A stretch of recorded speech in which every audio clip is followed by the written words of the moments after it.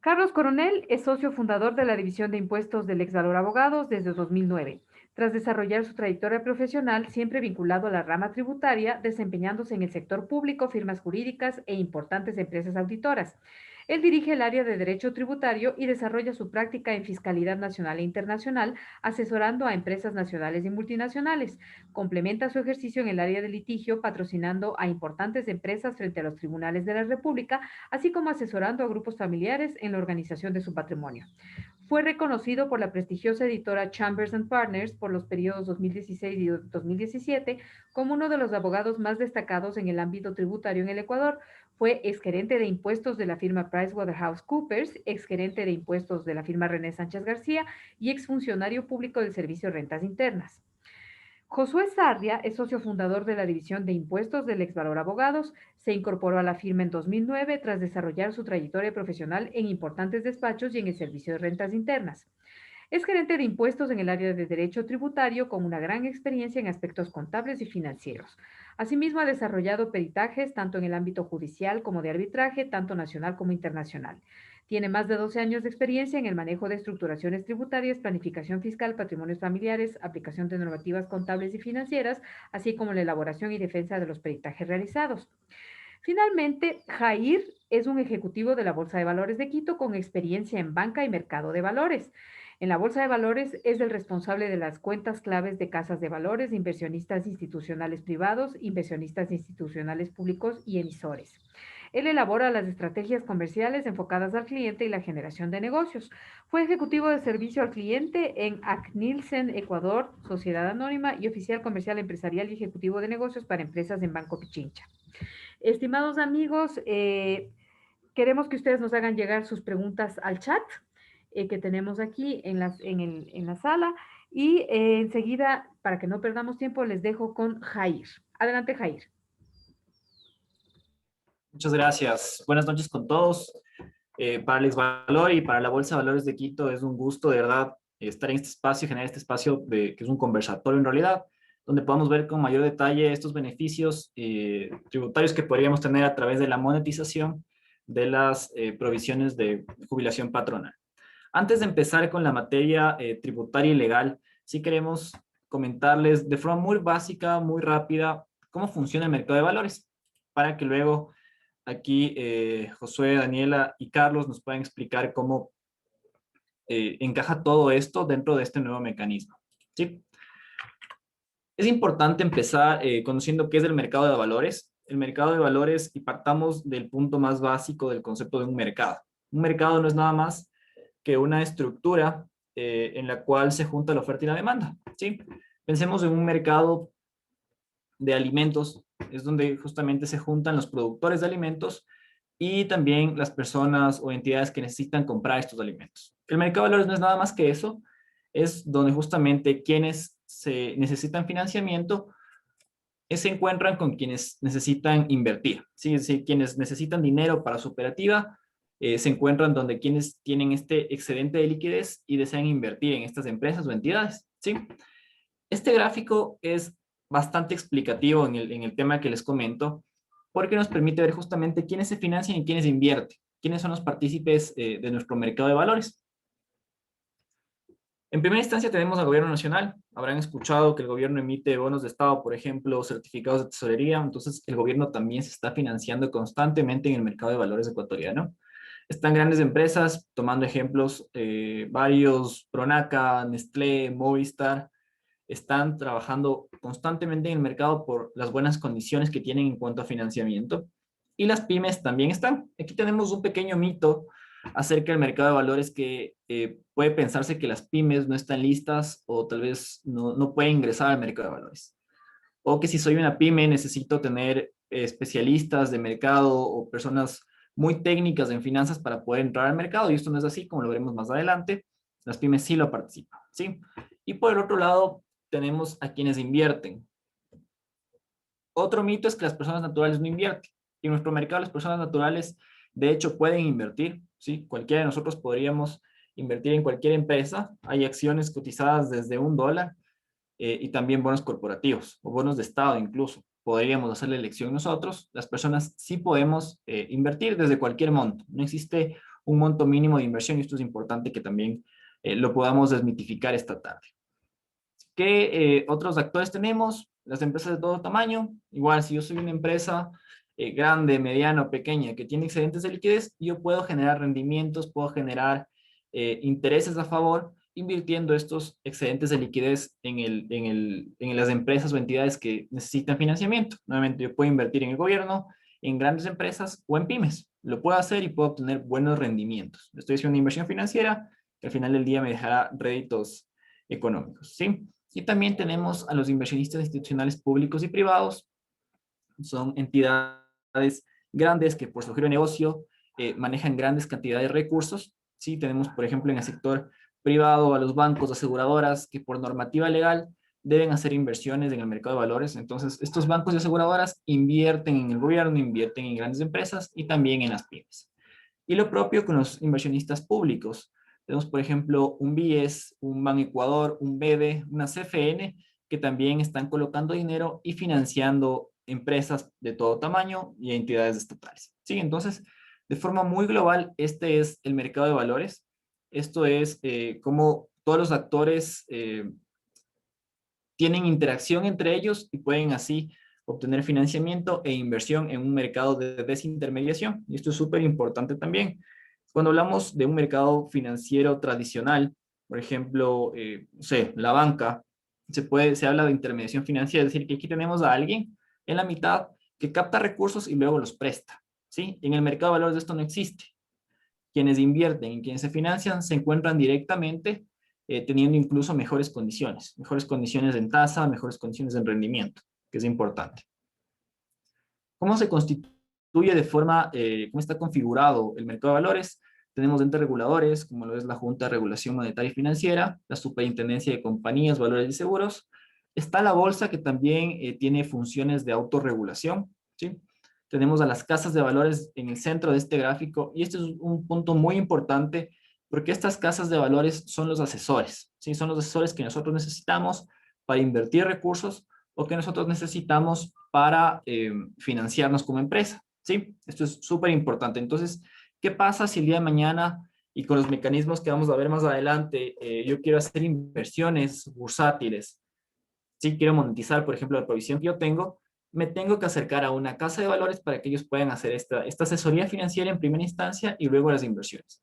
De igual forma, si yo soy una empresa que necesita financiamiento con buenas condiciones, me acerco a una casa de valores que hay alrededor de 34 a nivel nacional, y ellas me van a asesorar y me van a estructurar una deuda con las mejores condiciones, con todos los requisitos que se acoplen de mejor forma a mi empresa. Esto es importante. Nosotros en el mercado, cuando hablamos de financiamiento, hablamos de productos hechos a la medida, ¿sí? Productos que de verdad le ayudan a cada empresa a financiarse de la mejor forma y con las mejores condiciones. Tenemos otros entes como los depósitos centralizados de valores, que es donde justamente se están custodiados, son custodiados y están los valores que podemos comprar o vender, ¿sí? Calificados de riesgo, administradores de fondos, auditoras, representantes de obligacionistas, son otros partícipes del mercado. Pero la configuración del mercado es así. Como podemos ver, es un mercado regulado, es un mercado que tiene sus entes rectores, que tiene su regulación y que tiene sus normas. Entonces es un mercado seguro y es un mercado transparente, sobre todo. Esto es importante también que lo puedan tener en mente.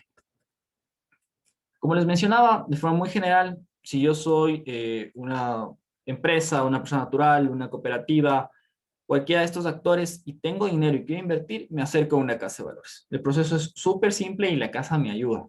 ¿Y qué pasa si yo soy una empresa igual, necesito financiamiento? También tengo que acercarme a la casa, ¿sí? Para ir cerrando nada más, algunas ventajas de invertir en el mercado de valores. Como les decía, yo puedo obtener mayores rendimientos en estos excedentes de liquidez. Es decir, si yo tengo liquidez, tengo algún dinero adicional, lo invierto en el mercado y puedo generar buenos rendimientos, ¿sí? Diversifico el riesgo porque puedo poner ese dinero en varias empresas, en varios sectores, en varios tipos de inversiones, que es muy importante. Lo que esto hace es fortalecer mi estructura financiera. Tengo diversificado mis inversiones, no estoy de forma muy coloquial, se puede decir, no he colocado todos los huevos en la misma canasta, entonces mi estructura financiera como empresa que invierte en el mercado se ve fortalecida Y nuevamente los rendimientos son muy interesantes versus una tasa pasiva referencial. ¿Qué quiere decir esto? Que tal vez si yo hago una inversión en el mercado de valores, puedo obtener un mejor rendimiento si lo comparamos haciendo una inversión en un banco, por ejemplo. ¿Sí? Entonces tengo mejores rendimientos y puedo evaluar mejores condiciones. ¿Qué pasa si yo quiero financiarme? Si soy una empresa de cualquier tamaño y quiero financiarme, también acudo a una casa de valores. Esta casa me da asesoría profesional y van a poder darme las mejores opciones para que yo tenga recursos. ¿Sí? Algunas ventajas nada más de financiarme en el mercado. El valor de mi empresa se ve potenciado.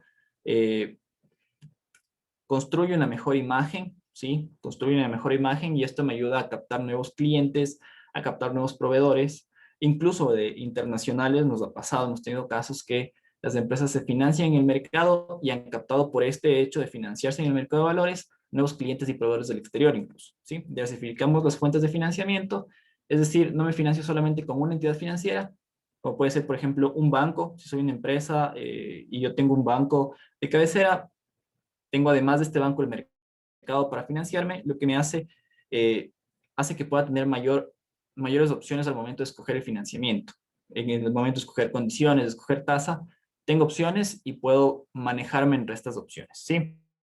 Al elegir la mejor opción, yo fortalezco mi estructura financiera porque seguramente voy a escoger la opción más barata, la opción que me dé un mejor plazo y la opción con la que yo me sienta más tranquilo para hacer los pagos, ¿sí? Eso de forma muy general, pues sí, en realidad esta charla es un poco más enfocada a temas tributarios y legales, pero sí va a ser importante que podamos conocer de forma muy básica cómo funciona el mercado, hacerles saber igual que tenemos el espacio abierto para preguntas. Ahora entiendo, hablará Josué, Daniel y Carlos, y nos pueden hacer preguntas, nos pueden interrumpir en cualquier momento. La idea es hacer un conversatorio interesante. De todas maneras, es una presentación corta, esperamos que tomarnos unos 30 minutos adicionales y tendremos un espacio al final también para mayores preguntas y aclaraciones, que es importante. Muchas gracias.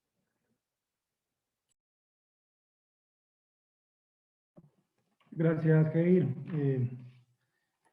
Buenas tardes a todos. Un placer saludarles luego de un fin de semana movido de épocas de elecciones. Josué y Dani, que me acompañan, pues Josué para efectos del foro es ingeniero, yo soy abogado y Daniela Irigoyen también es abogada.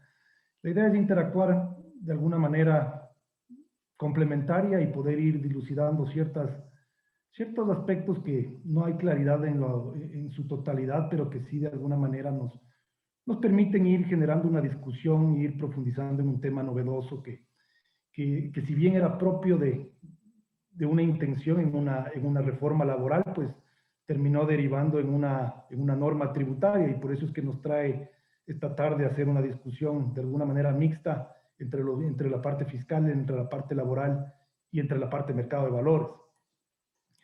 Eh, a ver, vamos, para ir enfocando un poco el tema, yo quisiera partir desde la perspectiva laboral, señalando que esta es una norma que de alguna manera está buscando una protección y una garantía al trabajador para que luego de sus años o de su ciclo de trabajo, una vez que llegue la posibilidad de jubilarse, pueda acceder al pago de la jubilación y no se tope con la sorpresa de que el empleador no tiene la capacidad de pagarlo, sea que la jubilación lo reciba a lo largo de su vida, o si es que se llega a un acuerdo de un pago total, pues que también es común, sucede y que se da por acuerdo entre las partes, no se topen, como digo, con la sorpresa de que no existiera la posibilidad de pago. Entonces, definitivamente esta norma, por un lado, otorga una garantía al trabajador y por otro lado, de alguna manera, también otorga un beneficio al empleador, yo diría desde la perspectiva ya fiscal,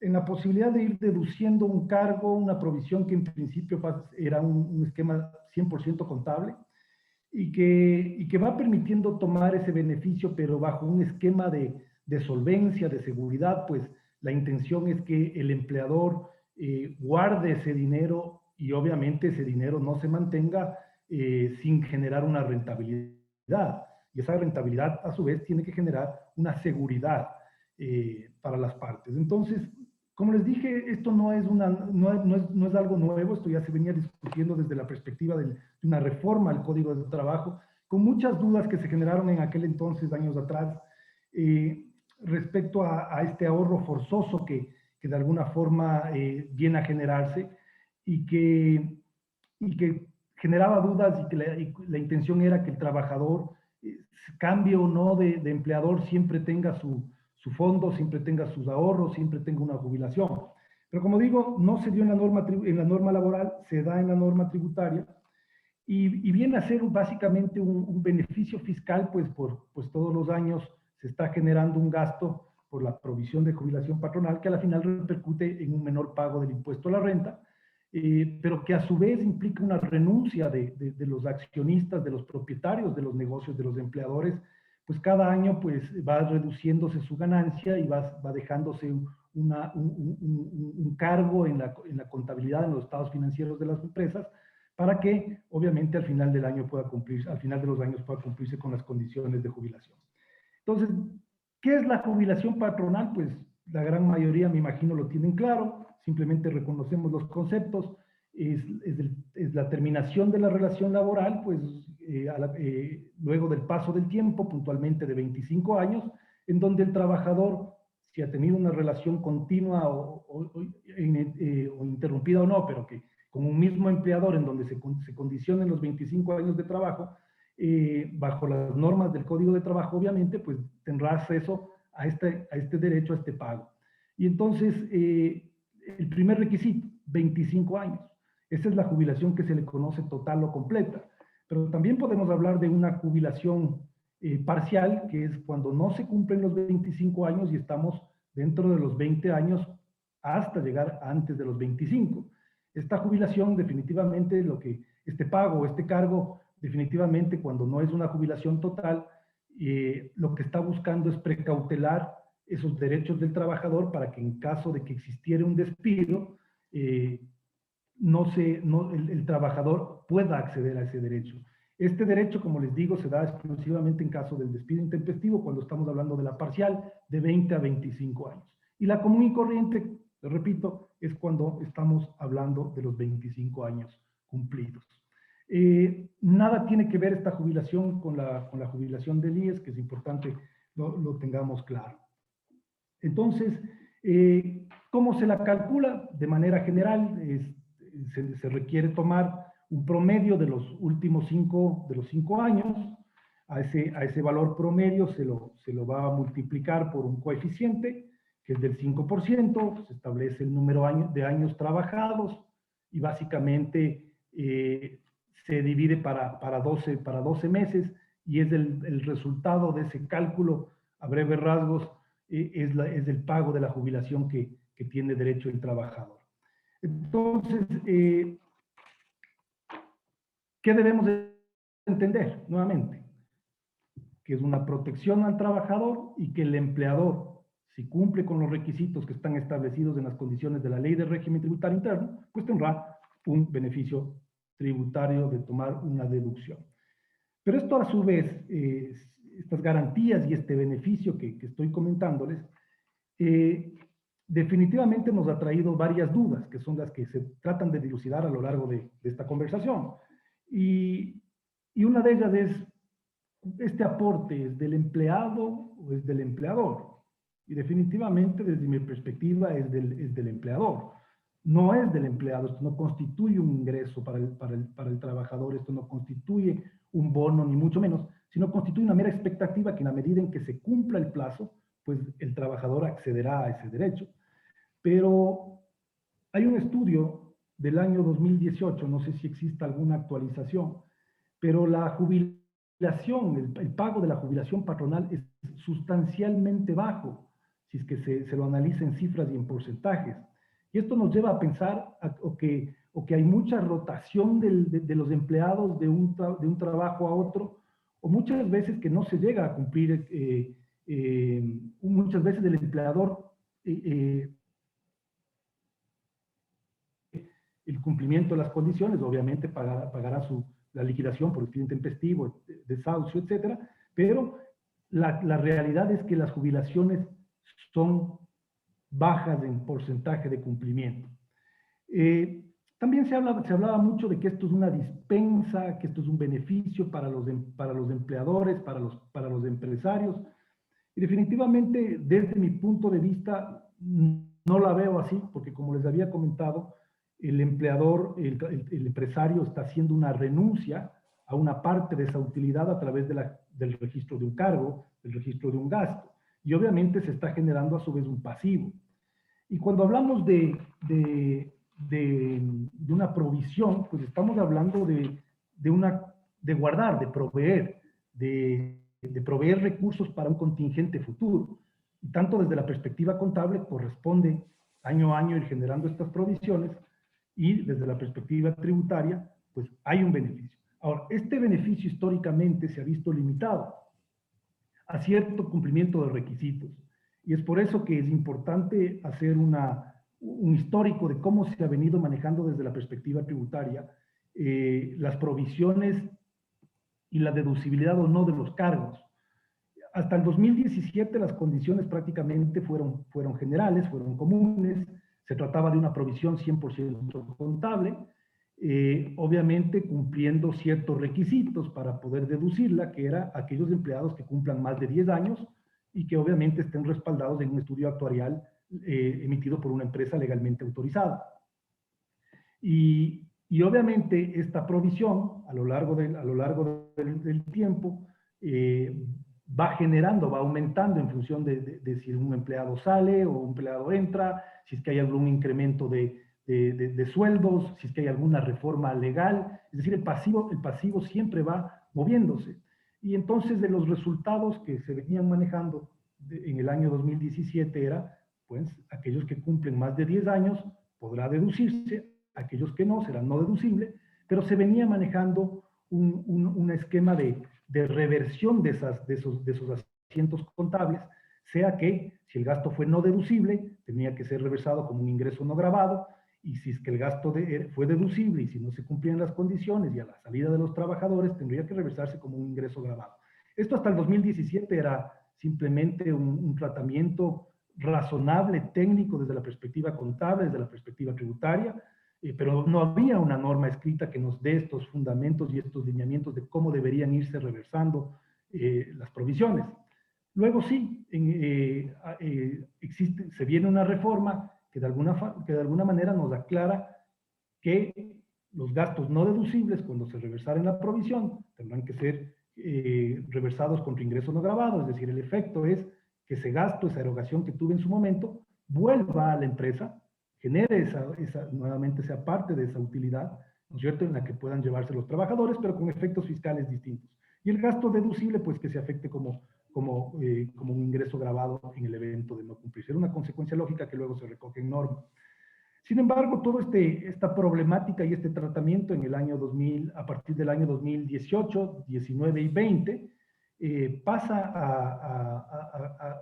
se da una reforma, y esta reforma lo que nos menciona es que ya no podía, esto se da, me parece, en la Ley Orgánica de Reactivación Económica, ya no podíamos deducir las provisiones contables, meramente contables, y la norma empezó a condicionar al pago de las jubilaciones. Por lo tanto, se generó un efecto en esos años de gastos no deducibles, salvo que se hubiera efectivamente pagado, en donde había una erogación y una deducibilidad puntual para efectos de cálculo del impuesto a la renta. La novedad se da en la Ley de Simplificación Tributaria, que entra en vigencia en el año 2020, pero la disposición transitoria tercera establece que la provisión de jubilación patronal volverá a ser deducible, es decir, se restablece ese derecho del contribuyente que se había de alguna manera limitado al pago durante los años 18, 19 y 20. Y en el 2021, es decir, a partir de este año, vuelve ese derecho de deducibilidad, pero bajo una condición particular, que es este famoso aporte a un fondo, ¿no es cierto?, que es este famoso aporte líquido de la provisión. Ya salimos solamente de la esfera contable y pasamos a un tema tangible, de que ese dinero se entregue a un fondo, y aquí la norma pone una condición de que deberán ser empresas especializadas en la administración de fondos, que están reconocidas en la ley de mercado de valores. Y entonces surge esta nueva dinámica de poder deducir los cargos, pero definitivamente bajo la condición de un aporte líquido. Entonces, eso es lo que nos trae a discutir esta noche. ¿Qué se puede hacer con ese aporte líquido? ¿Cuáles serían las consecuencias de no aportarlo? Porque dependerá mucho también de la capacidad de liquidez de las empresas. No todas las empresas podrán tener ese aporte tangible, o si lo tienen, muchas empresas decidirán no hacerlo. Entonces, no es una condición obligatoria realizar este aporte, pero si quiero tomar el beneficio fiscal de deducir el gasto, lo tengo que realizar. Entonces, aquí, ¿qué dudas se nos han venido? Ya lo planteaba al inicio de mi conversación. La principal es, ¿de quién es ese dinero? Y definitivamente, lo vuelvo a mencionar, es del empleador. ¿Por qué? Porque en la medida en que los trabajadores no cumplan los 25 años de trabajo o los 20 años de trabajo para la jubilación parcial, pues no tendrían derecho a acceder a ese beneficio. ¿Cuándo tenemos que aportarlo? Tendremos que aportarlo desde este... En la práctica es complicado poder aportarlo durante los primeros meses del año. Lo usual será aportarlo al final del año, en donde ya tenemos una claridad del valor de la provisión, en donde ya tenemos un estudio actuarial, porque el requisito nuevamente regresa en el año 2021 de este estudio actuarial. No digo que haya desaparecido el requisito, porque siempre es necesario para la correcta, para llevar correctamente los estados financieros, que exista un estudio actuarial, pero nuevamente la norma de alguna manera lo recoge como un requisito sine qua non. Y entonces posiblemente la claridad en cuanto al valor de la provisión lo tendremos al final del año, y al final del año definitivamente habrá que entender si es que la empresa está o no en la capacidad de hacerlo. ¿Qué pasa si es que no puedo hacerlo y lo hago en el año siguiente, en donde la empresa ya puede contar con un poco más de liquidez? Recordemos que estamos en épocas complejas de la situación económica, la pandemia. Pues la norma parecería que nos lleva a que ese aporte tiene que darse hasta antes de la declaración del impuesto. Es decir, no hay una norma que nos oriente y nos exija cuándo es el momento de hacerlo, pero la lógica, y porque ya se han visto inclusive observaciones a nivel de la administración, o se hace la declaración y no se cuenta con los requisitos elementales previstos en la ley, pues ya son materia de observación. Entonces, la idea sería que se lo haga el aporte hasta al menos antes de la declaración del impuesto. ¿Puedo sacar o no puedo sacar esos fondos una vez que se han aportado a cualquier instrumento de inversión? Y pues la lógica me lleva a que sí, y por eso es que tenemos que adecuarnos a vehículos dinámicos, en donde el empleador pueda ir jugando con ese dinero, puede ir jugando con esa inversión, porque como les decía, el pasivo acumulado siempre va fluctuando, y esto va fluctuando en función de lo que les mencionaba, del estudio actuarial, que es una guía de las salidas, de las entradas de los trabajadores y de las modificaciones legales o remunerativas que podrían irse dando a lo largo del tiempo. Entonces, necesito adecuarme en un instrumento que me dé movilidad, porque si es que yo reverso una provisión, por ejemplo, de un trabajador que no ha cumplido las condiciones, ha salido de trabajar en mi empresa, en mi negocio, pues definitivamente yo podría retirar ese dinero del fondo, sin perjuicio de que también lo podría mantener y ir jugando con la totalidad de esta provisión que se irá moviendo a lo largo del tiempo y de los años.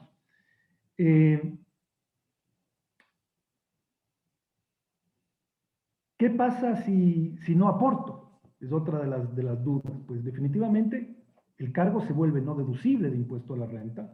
Recuerden que siempre estamos hablando de los efectos que se generan dentro de un determinado ejercicio impositivo. 1 de enero, 31 de diciembre. Si decido no aportarlo, pues no he cumplido con la condición prevista en la ley y por lo tanto el cargo será no deducible. Pero ¿qué pasa si es que al final de los días esta persona sí se jubila? Y entonces hay algunas condiciones que nos llevan también al tratamiento de los impuestos diferidos, que deben irse analizando. Y entonces podríamos de toparnos dentro de un año fiscal bajo condiciones de que hay personas que están menos de 10 años, pues definitivamente ese gasto es no deducible, ¿no es cierto? Y esa persona cuando empieza a cumplir más de 10 años, pues ese efecto de esos valores podrán tomarse como deducibles. Pero ¿qué pasa con esos menos de 10 años? ¿Podré tomarlo en algún momento? ¿Podré hacer uso de ese cargo? Y la lógica me llevaría a pensar, la norma me dice, no puedo crear impuestos diferidos salvo ciertas condiciones. Pero hay que recordar también que hay un artículo 10 de la Ley de Régimen Tributario Interno que nos habla de manera expresa, el 10 numeral 9, que nos dice que los cargos pagados por cualquier erogación que venga por una obligación del Código de Trabajo, pues son deducibles del impuesto a la renta. Y entonces ese reverso de esa provisión tendrá que realizarla a cero y luego pagar el cargo, tomarlo como deducible el año fiscal en el que realice efectivamente el pago. Bueno, hay muchas dudas que se están dando a lo largo de esta nueva modalidad, pero que no son tan complejas de entenderla. Y más bien yo le daría la palabra a Josué, si es que quieres apoyarme en el manejo de algún tema que se me haya pasado. Si no, entraríamos también con Dani para poder ir entendiendo qué tipo de vehículos podrían funcionar para poder tomar este beneficio fiscal que vuelve, como les digo, a partir de este año 2021, bajo esta condición de un aporte líquido de los valores provenientes de la provisión de jubilación patronal. Josué, no sé si tú me puedes aportar con algo más, no sé si me pasó algo, y obviamente empiezo a leer las preguntas que están en el chat para poder irlas atendiendo. Claro que sí, Carlos. Bueno, muchas gracias. Buenas noches a todos. Bueno, nada más solo como un input y también hacerles un simple recordatorio en el manejo ya de lo que son los impuestos diferidos como tal respecto del caso de la jubilación patronal. Como bien lo ha mencionado Carlos, en tema de jubilación patronal, vamos a tener o tenemos 3 diferentes normativas que van a ser aplicables en distintos ejercicios respecto a los cuales vamos a necesitar tomar una revisión prácticamente empleado por empleado y no tan fácil como otros cargos de impuestos diferidos que se les puede manejar entre los activos o pasivos generados por los distintos cargos. ¿Esto por qué razón? Porque acordémonos, y como bien nos mencionaba Carlos, hasta el 31 de diciembre del año 2017 teníamos una normativa vigente que claramente me señalaba que exclusivamente se consideraban como gastos deducibles las provisiones de jubilación patronal de aquellos empleados mayores de 10 años. Es decir, a un empleado hasta el 31 de diciembre del 2017, si tenía más de 10 años, la provisión actuarialmente formulada era deducible y aquellos empleados que tenían menos de 10 años de servicio en la compañía, su gasto era no deducible. A partir del año 2018, 19 y 20, todas las provisiones se vuelven totalmente no deducibles y simplemente se considera como deducible el pago. ¿Qué pasó a partir entonces del ejercicio fiscal 2018?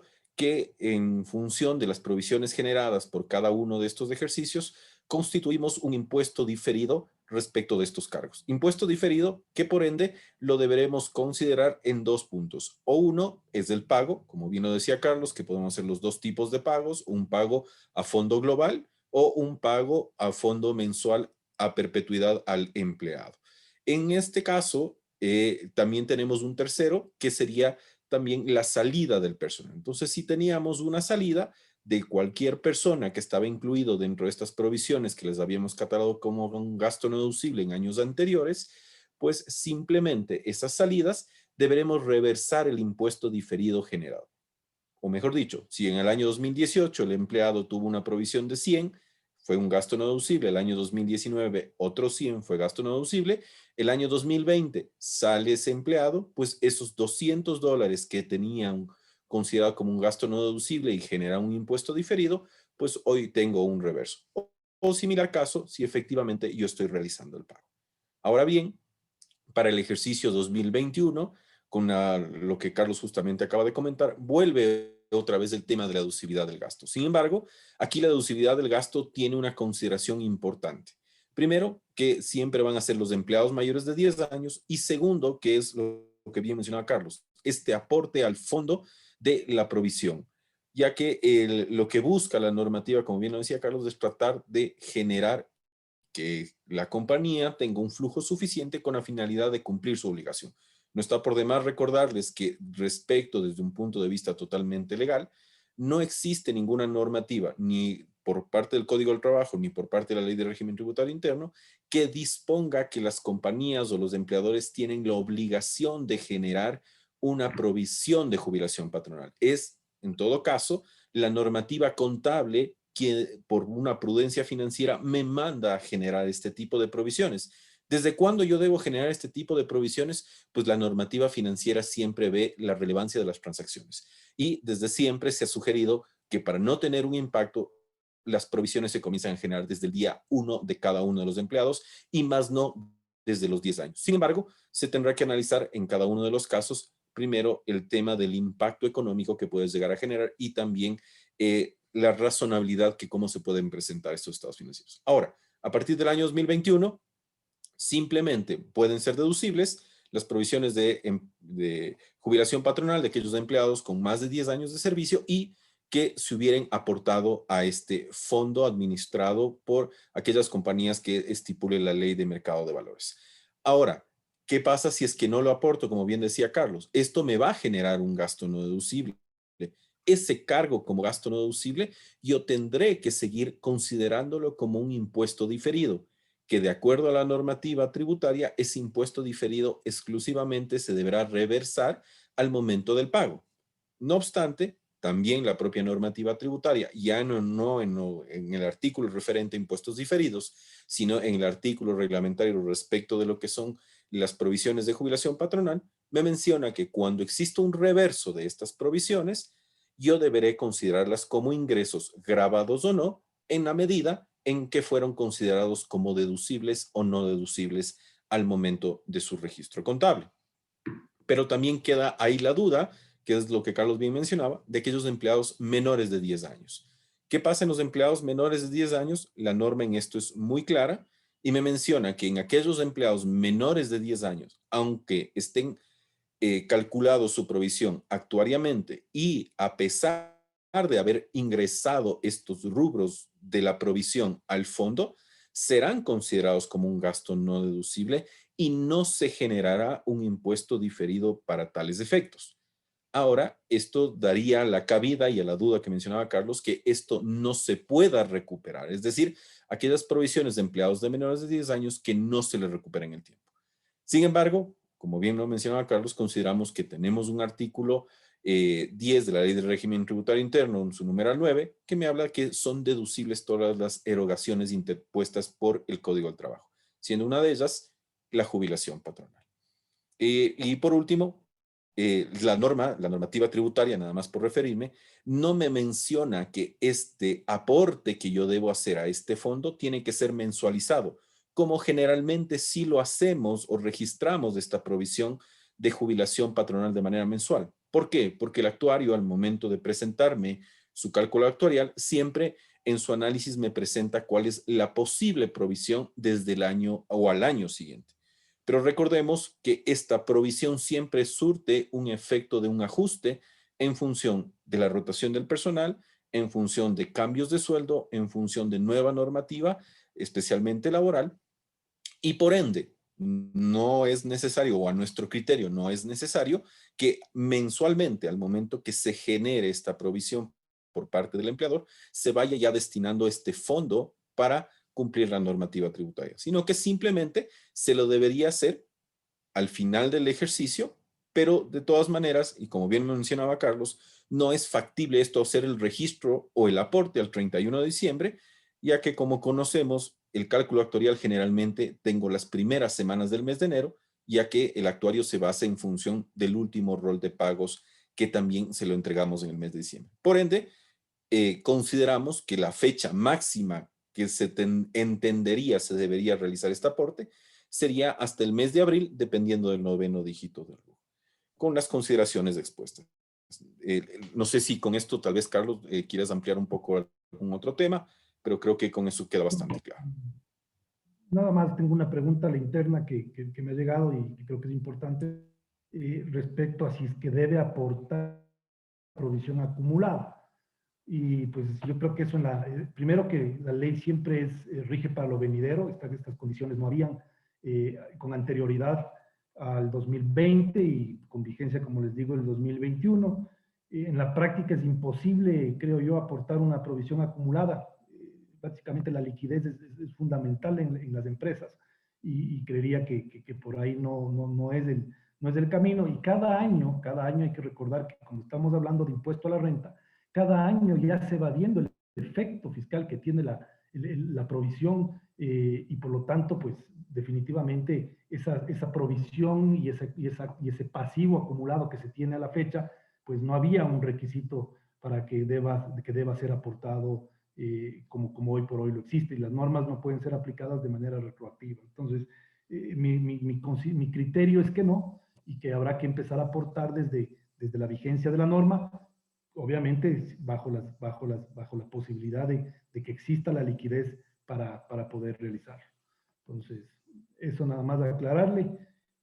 Dani, no sé si nos puedes tú ya aportar con cuáles serían esos vehículos dinámicos que de alguna manera permitirían el desarrollo de este cumplimiento, que por un lado está en generar un ahorro, pero ese ahorro tiene que generar una inversión, tiene que generar una ganancia, y que a su vez esa ganancia sea segura, porque de lo contrario, si es que entramos a una inversión de riesgo, que siempre lo va a haber, pues podría ponerse en tela de duda el espíritu de esta norma, que es garantizar el pago de las jubilaciones al final del año, de los años de cumplimiento de la relación de trabajo y por ende de la jubilación. Entonces, Dani, te doy la palabra y cualquier duda, pues seguimos atendiendo por interno. Gracias, Carlos. Buenas tardes, buenas noches ya con todos. Sí, para ir directo al punto en el que nos quedamos. Carlos y José ya nos han comentado desde el lado tributario cuáles son los requisitos o las condiciones para acogerse a este beneficio tributario. Y como bien dice Carlos, la intención de la norma realmente es esa, ¿no? Era que las empresas o que los empleadores cuenten con los recursos y que puedan atender al momento que se cumplan las condiciones para una jubilación patronal. Eso por un lado, pero por el otro lado también se buscaba fomentar el mercado de valores y que esos recursos no sean administrados por las propias empresas, porque ahí es donde podía haber digamos que no la seguridad suficiente de que esos recursos efectivamente se hayan provisionado o se los pueda contar el día de mañana si es que se cumpla con esa condición. Entonces, lo que se ha dicho y lo que dice la norma es que estos recursos sean administrados por empresas especializadas en la administración de fondos de acuerdo a aquellas que están establecidas en la Ley de Mercado de Valores. Entonces, la norma tributaria tiene una relación con la Ley de Mercado de Valores. ¿Qué es realmente? ¿A dónde tendrían que entregar sus recursos las empresas que quieran acogerse a este beneficio fiscal? Entonces, ahí vamos a lo que nos comenta la normativa de mercado de valores. En realidad, existen diferentes entidades. Por un lado, tenemos a las administradoras de fondos y fideicomisos, que son estas entidades especializadas, y como dice su nombre, en administrar fondos de inversión y también fideicomisos mercantiles. Entonces, estos son uno del tipo de compañías que podrían recibir estos recursos para destinarlos al fin que lo decidan los aportantes o las empresas. Aquí hay varios mecanismos.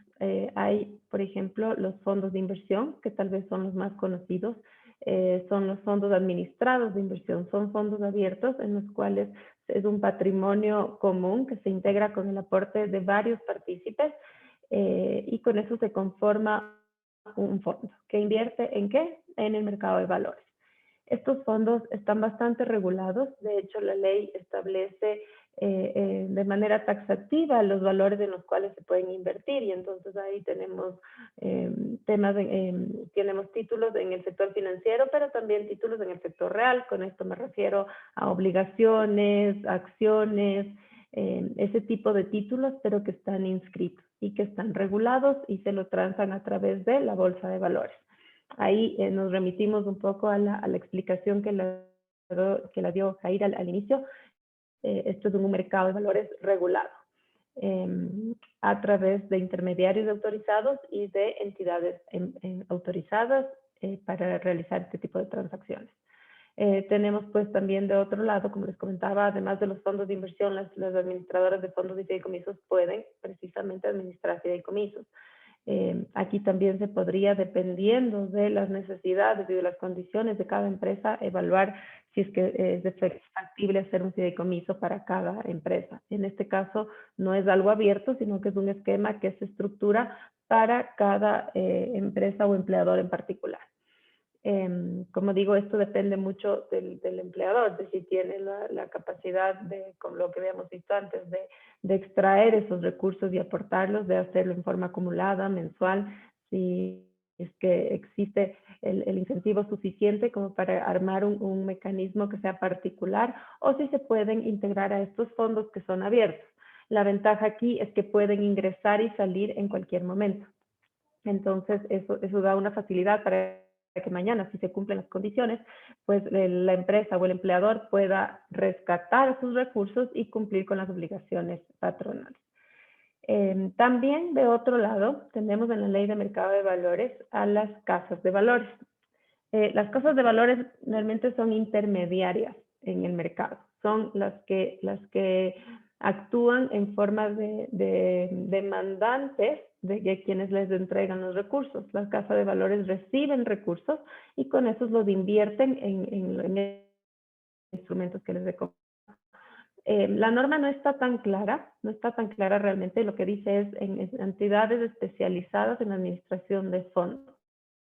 Entonces, no queda claro todavía si las casas de valores entrarían en este grupo. Entendemos que la bolsa y las casas han hecho un pedido, ya una consulta al SRI, para que esto se aclare y que también quede claro que ellos podrían también ser estas entidades que administran los recursos. Siendo así, si es que son también, estaríamos hablando de casas de valores que en realidad tienen como facultad, dentro de las facultades de las casas de valores, se habla de administración de portafolios de valores. Entonces, pues llegamos a la conclusión que también pueden ser este tipo de entidades. Si es que es así, también volvemos a lo que veíamos al inicio, cómo se realizan transacciones con las casas. Las casas de valores administran portafolios, se firma un contrato específico con las entidades, con el mandante en este caso, y se arma una especie de portafolio para ser invertido en ¿qué? En los valores que el mandante los comente o lo que se acuerde en ese contrato de administración. Como les comentaba y veíamos al inicio, este es un mercado regulado, son valores inscritos. Las entidades que transan en mercado de valores y que han emitido valores, obligaciones o tienen acciones, han tenido que cumplir un proceso riguroso para poder estar inscritos allí. Entonces, son valores que normalmente han pasado por un control importante y que también normalmente cuentan con una calificación de riesgo. Entonces, esto también es importante para que, obviamente, estas empresas tengan una seguridad, más allá de que siempre hay riesgo, porque finalmente son inversiones de riesgo, pero de que van a estar administradas por un ente especializado y que además es regulado. Entonces, esos son, les digo, a breves rasgos porque el tiempo ya nos queda corto y también podríamos profundizar ya en los mecanismos dependiendo de cada empresa y de las necesidades de cada uno, pero esos son los mecanismos en los que estos recursos tendrían que ser administrados. Eso en forma general. No sé, Carlos, si ya vamos a las preguntas o si tienen alguna otra inquietud sobre esto. Sí, no, nada más complementarte ahí, Dani. La idea es que si es que el empleador va a desprenderse de unos recursos líquidos que podrían ser manejados a la interna de la empresa y generar un rendimiento en función de su actividad operativa y de su giro de negocio, pues el reto de estos productos o de estos fondos o de cualquiera fueren los mecanismos de inversión está en que sean rentables, en que sean atractivos para que el empleador se desprenda de esos fondos y no solamente lo mire por el lado de obtener un beneficio tributario, de una deducibilidad, sino también de una rentabilidad. Y una de las preguntas que también me hacen a la interna es de quién deberían ser los intereses que van generándose esas ganancias, esos rendimientos que van generándose en las inversiones. Pues, y lo vuelvo a mencionar que deberían ser de la empresa en la medida en que es un dinero que todavía no cumple una condición. Entonces, todas esas ganancias de riesgo que pone la empresa, de alguna manera, porque el riesgo es más para la empresa que para el empleado, porque el empleado más bien tiene una garantía de un cumplimiento, ese rendimiento es para la empresa. Y ese rendimiento tendrá también un tratamiento tributario que según el tipo y según el plazo, etcétera, pues podrá tener la calidad de ingreso grabado, de ingreso exento, y también seguir generando beneficios. Es decir, el mensaje es que la ingeniería de esta estructura, de esta figura, tiene que ser mucho más allá del simple hecho de una deducibilidad de un beneficio fiscal. Tiene que ser pensada en función de la seguridad, en función de la rentabilidad. Gano más teniendo esa plata aquí, poniéndola en una inversión. Y esos son los análisis que creo que es recomendable que cada empresa vaya realizando a la interna. Acá tenía otra pregunta que no contestamos al inicio, Dani. Perdón, solo, Carlos, para porque tengo una relacionada con eso también que estaba aquí interna y que justamente decía, si se hacen estas inversiones, la pregunta es a nombre de quién o cómo se registran esas inversiones en la contabilidad de la compañía. Entonces, esto va en línea de lo que comentaba Carlos.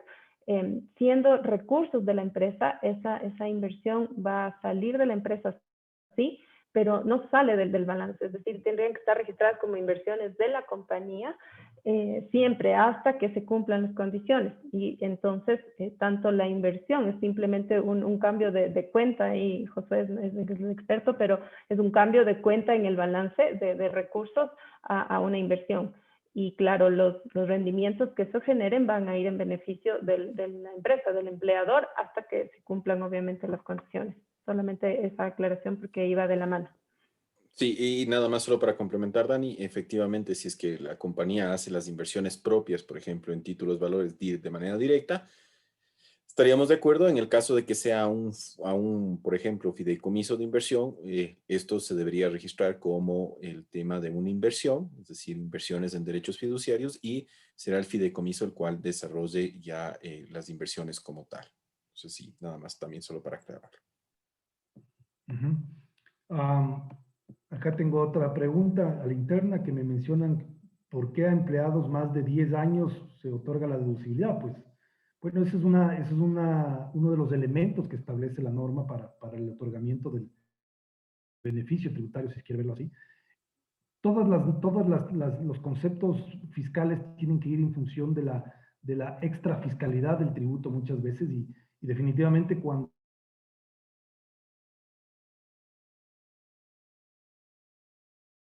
para la norma fiscal es que ese empleador está generando está generando empleo y está generando estabilidad, y por lo tanto pues empieza a tener derecho a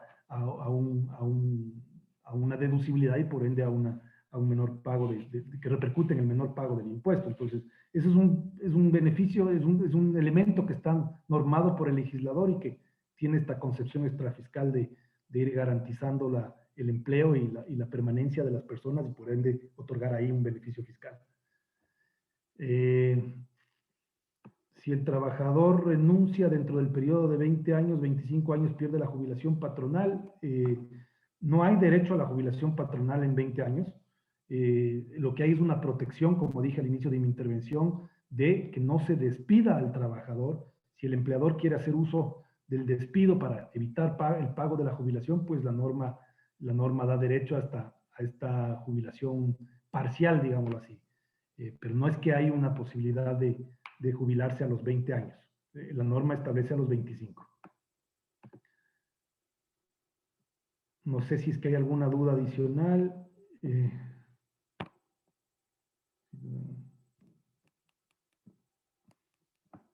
El trabajador que cumple requisitos y desea acogerse a la jubilación patronal, ¿es necesario que presente algún formato especial de renuncia? Bueno, no soy un experto laboral, pero entendería que no. Entendería que simplemente debe haber requisitos administrativos que cumplirlos, pero la renuncia como tal más que una renuncia, es una terminación de la relación de trabajo y acogerse al derecho a la jubilación. Es eso lo que se hace, es decir, se termina la relación de trabajo por mi derecho a poder jubilarme, es decir, a descansar y a recibir esta remuneración anualizada, perdón, esta remuneración por el tiempo de la vida de la persona, ¿no? Si es que si no se hace este acuerdo con cargo a este fondo global que mencioné, que también es una de las particularidades, de hecho sucede. Si una empresa tiene empleados... perdón, José, dale. Sí, no, justamente iba por esa consulta. Si una empresa tiene todos los empleados con menos de 10 años de servicio, de igual manera es obligatorio provisionar los fondos de un fideicomiso. No, o sea, como se lo he indicado, esto no es una norma obligatoria, como lo vino indicado Carlos, es una norma que simplemente da una posibilidad de tomar la deducibilidad de la provisión de jubilación patronal, pero exclusivamente de aquellos empleados mayores de 10 años. Los empleados menores de 10 años es un gasto no deducible, a pesar de que se incluya dentro de el fondo o se realicen los aportes al fondo al fideicomiso. También, bueno, una pregunta que entiendo más se basa en el tema... Perdón, José, vuelvo a eso, solo para que quede claro, porque no quisiera que quede la confusión. El fideicomiso es uno de los mecanismos, ¿no? Entonces, no tiene que ser obligatorio transferirlos a un fideicomiso. O sea, este es uno de los mecanismos posibles, la otra es una inversión en un fondo de inversión y la otra, pues, que tengo que aclararse también puede ser un portafolio de inversiones. Entonces, solamente esa aclaración. Sí. Hay otra pregunta también que se nos había hecho anteriormente. Un poco lo que se nos está preguntando es si la jubilación patronal o la provisión va a depender de la edad. A ver, considerando que, como bien lo decía Carlos, el cálculo de jubilación patronal es uno el que se hace, pero el cálculo de la provisión de jubilación patronal tiene muchas aristas y también muchas consideraciones. Como ustedes ven, y de acuerdo a la exposición que hizo Carlos, la jubilación patronal tiene o su efecto es pagar la jubilación hasta la fecha de fallecimiento y un año posterior al trabajador, con lo cual estadísticamente es necesario tener también las expectativas de vida. Por ende, cuando una persona tiene una menor edad dentro de una compañía, la provisión de jubilación patronal teóricamente siempre es más grande porque la expectativa de vida es mucho mayor y por ende la expectativa de que reciba el fondo, en este caso el fondo mensual, también es mucho mayor. Por eso es que ustedes pueden ver que van a existir diferencias de provisiones más grandes de aquellas personas que tienen una menor edad.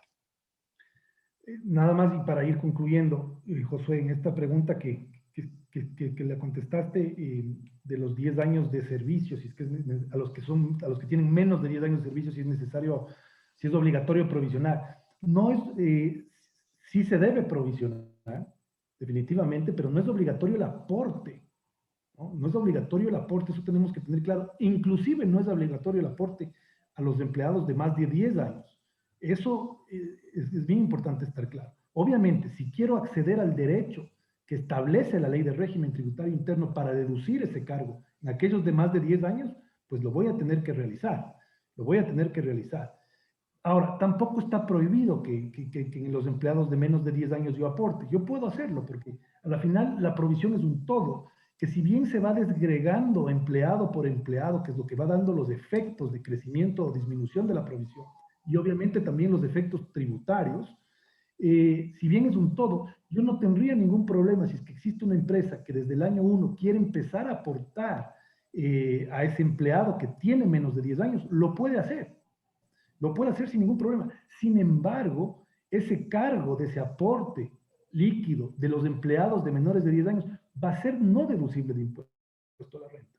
Que a la larga, cuando ese empleado cumpla los 25 años de trabajo, si llega a jubilarse con el empleador, definitivamente cuando se pague ese valor acumulado, ese valor que tengo en el fondo, pues podrá ser deducible. Y ahí hay algunos matices que hay que discutir, porque la norma de alguna forma restringe los impuestos diferidos en ese aspecto puntual.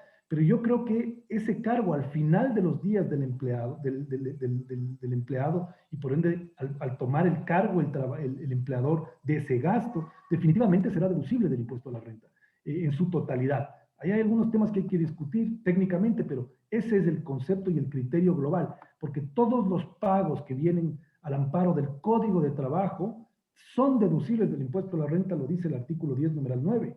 Y entonces, el hecho de que ciertas provisiones, ciertos cargos generen un diferido o no, pues no debería supeditarse a la deducibilidad o no al final de los años, cuando eso se pague.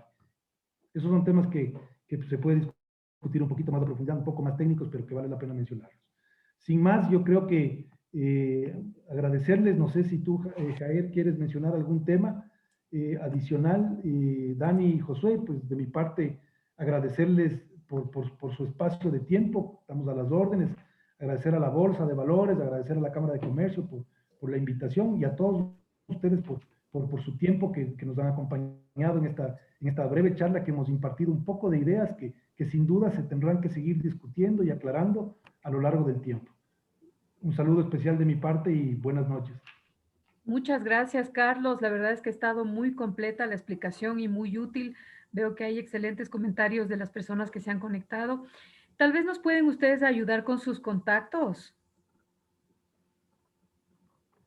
Claro, claro que sí. Ponemos en el chat o... Sí, por favor, Ya. en el chat para que nuestros amigos conectados puedan acceder a esa información y la tengan.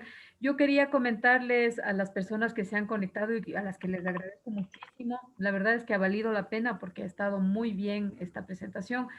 Es que les vamos a hacer llegar a todos el enlace para que puedan descargar este webinar y puedan revisar la información que nuestros expositores nos han compartido, ¿sí? Y nada más tenemos que esperar a que se descargue porque por suerte han sido muy cumplidos ellos, no se han demorado más que el tiempo que ellos dijeron. Ayúdenos con sus contactos, por favor, y nada más eso. Todo el mundo nos está agradeciendo por la charla. Gracias, muchas gracias por la invitación. Gracias, de igual Igual, manera. buenas Muchas noches gracias. a todos. Pasamos los Gracias. contactos. A ver. Jair también que nos dé su contacto. Seguro, seguro no. Muchas gracias. Gracias. A ver, Gracias a la Bolsa de Valores y al Lex Valor Abogados, que ha sido muy oportuna además la presentación de esta charla. Muy oportuna. Ahí están los contactos de nuestros expositores del día de hoy. Estimados amigos, que tengan una buena semana. Estamos recién iniciando. Gracias por haberse conectado. Gracias a esos expositores tan estupendos que hemos tenido hoy. Y una buena noche para todos. Gracias. Bien, buenas noches, Gracias, hasta buenas luego. noches. Gracias. Buenas noches, hasta luego. Un Hasta gusto. luego.